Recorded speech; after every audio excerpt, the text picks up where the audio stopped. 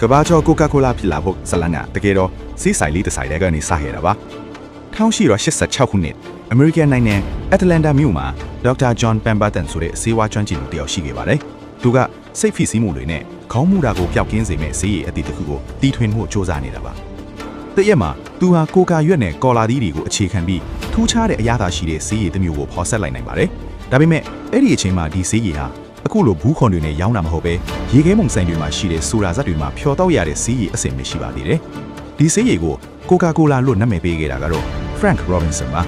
သူကနာမည်ထဲမှာစီနှလုံးပါတာကကြော်ညာရတာပိုလာမယ်လို့တွေးခဲ့တယ်လို့အခုထိကျွန်တော်တို့မြင်နေရတဲ့ကဘာကျော်ကိုကာကိုလာအမတ်တစိမ့်ကြီးကိုလည်းသူကိုယ်တိုင်ပဲရေးဆွဲပေးခဲ့တာဖြစ်ပါတယ်ကိုကာကိုလာဟာအစပိုင်းမှာတော့တစ်နှစ်ကို9ကွာပိုင်းရောင်းရတာပါဒါပေမဲ့နောက်ပိုင်းမှာစီးပွားရေးလုပ်ငန်းရှင်အေဆာကန်လာကမူပိုင်ခွင့်အားလုံးကိုဝယ်ယူလိုက်တဲ့နောက်မှာတော့နီးဗျူဟာတွေပြောင်းလဲလာပါတယ်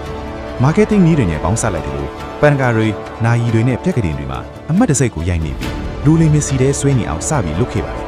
အရင်လိုဆေးရည်ကိုဖျော်ဆက်တော့ရတာမျိုးမဟုတ်တော့ပဲဖန်ပလင်းနဲ့ထည့်ပြီးရောင်းချလာတဲ့အခါမှာတော့နိုင်ငံရဲ့နေရာအနှောင့်ကိုရောင်းချနိုင်ပါပါတယ်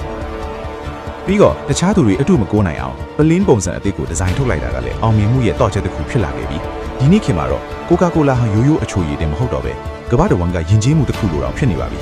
ကိုကာကိုလာကိုလူကြိုက်များလာတဲ့အကြောင်းရင်းကလည်းဒီအချိုရည်မှာပါဝင်တဲ့တခြားနဲ့ကဖိန်းဓာတ်တွေကသွေးထဲကိုမြန်မြန်ရောက်သွားတဲ့အတွက်ကြောင့်ပင်မနွမ်းနယ်နေချိန်မှာချက်ချင်းစွန့်ရင်ပြန်ရလာတယ်လို့ခံစားရစေတာကြောင့်ပါတောက်လိုက်တာနဲ့ပုံနောက်ကိုခဏတာပိုပြီးမျိုးချတက်ကြွစေတာကြောင့်လည်းဖြစ်ပါတယ်ဒါပေမဲ့အများကြီးတော့စက်တိုင်မတော့သုံးသင့်ပါဘူးမိတ်ဆွေတော့ကိုကာကိုလာတောက်ရတာအကြိုက်နဲ့တက်သူလား